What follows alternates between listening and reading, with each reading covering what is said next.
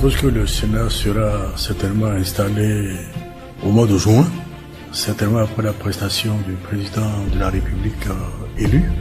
Le Sénat va siéger à Cotonou, même si l'installation peut se faire à Porto-Novo, certainement, mais le siège du Sénat, je crois savoir que ce serait à Cotonou.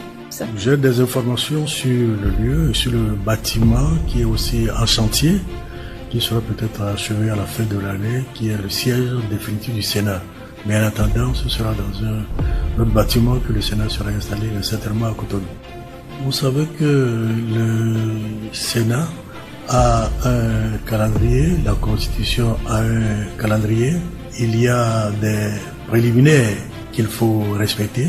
Vous avez des membres de droit qui sont des anciens présidents et de la République et de l'Assemblée nationale et de la Cour constitutionnelle.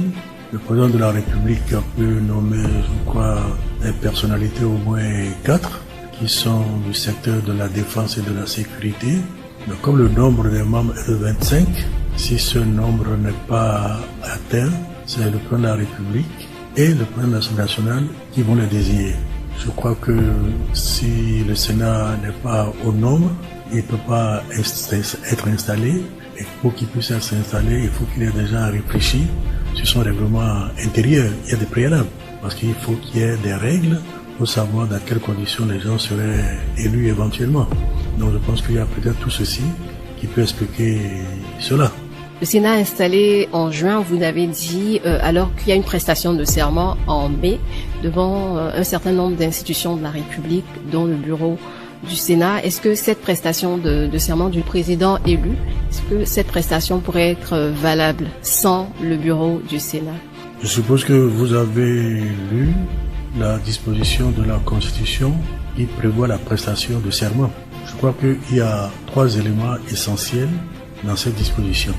D'abord, qui va prêter serment?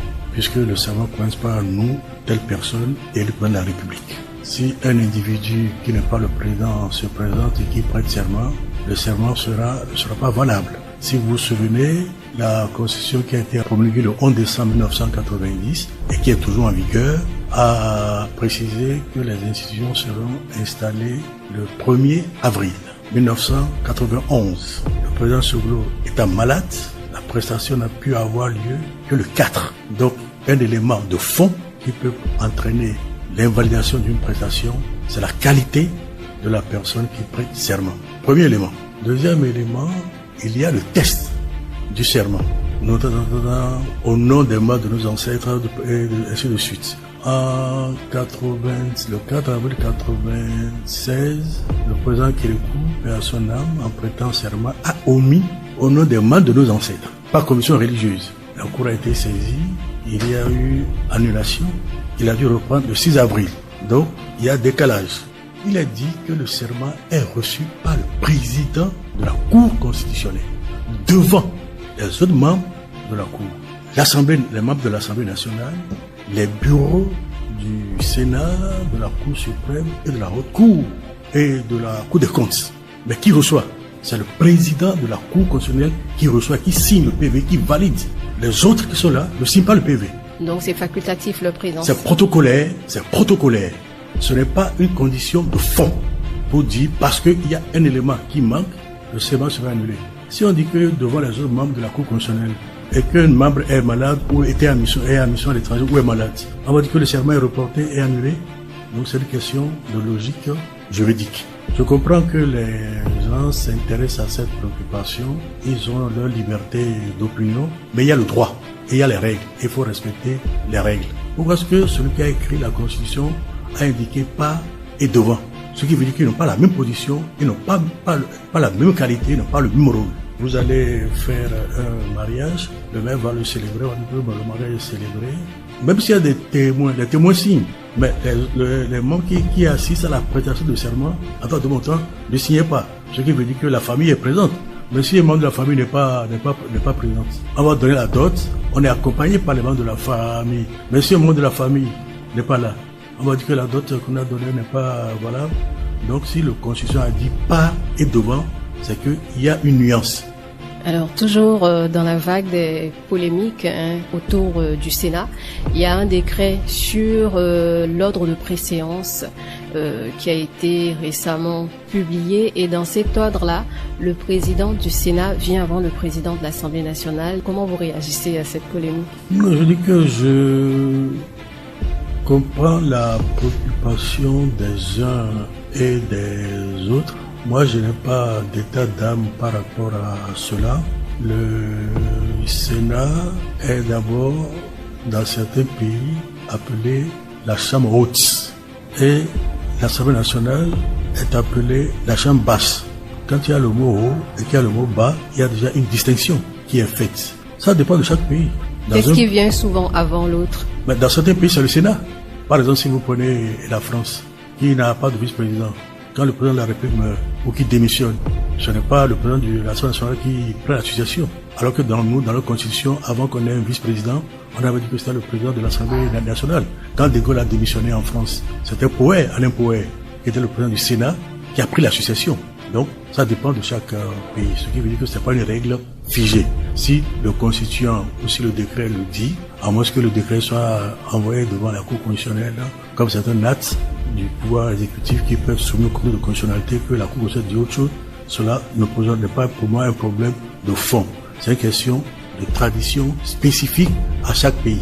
Dans certains pays, ça peut être le Parlement, dans d'autres pays, ça peut être le Sénat. Ce n'est pas le mode d'élection qui justifie cela. Et en Grande-Bretagne, c'est les lords, la Chambre des lords. Et c'est une chambre, même si c'est les communes qui élisent le Premier ministre, qui légifère, mais du point de vue de la préséance, c'est la Chambre des lords, voilà pourquoi on appelle la Chambre haute. Mais des gens estiment que les élus de l'Assemblée sont élus par le peuple, alors que ici au Bénin, les membres du Sénat sont désignés. J'ai fait ce débat un jour avec un député qui m'avait interpellé là-dessus. J'ai interpellé la Cour constitutionnelle. Il m'a dit comment est-ce que des gens qui ne sont pas élus peuvent censurer les actes qui sont élus par les représentants du peuple. Je lui ai raconté deux cas. En 1994, j'étais au gouvernement, il y a eu la dévaluation du franc CFA. Le président de la République a mis en œuvre ses pouvoirs de crise. Il avait consulté la présidente de la Cour constitutionnelle, donc on disait que c'est toute la Cour qui devait le faire. Il y a eu polémique, ça a été annulé, ces pouvoirs de crise, et ça a été repris.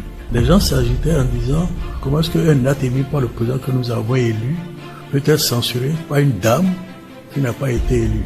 En tant que ministre et d'autres membres du gouvernement, nous avons fait une sensibilisation de l'opinion publique. C'est la Constitution qui prévoit dans son article 3 que la souveraineté est exercée soit directement par référendum, par le peuple, soit par ses représentants élus. Cette même disposition dit tout acte réglementaire, tout acte législatif contraire à la Constitution peut être soumis au contrôle de constitutionnalité de la Cour constitutionnelle, et si la Cour déclare que cette disposition est contraire, elle ne peut pas s'appliquer.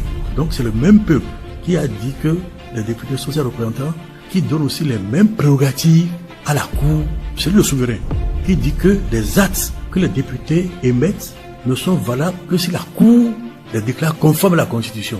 D'où le contrôle de conformité à la Constitution. Si on devait se dire, ils ont été élus, ils peuvent se permettre tout, dans ce cas, il n'y aurait pas de contrôle de constitutionnalité. C'est un élément qu'il faudrait prendre en compte. Et j'ai fait ce débat avec un député qui m'avait interpellé là-dessus, amicalement, pour savoir.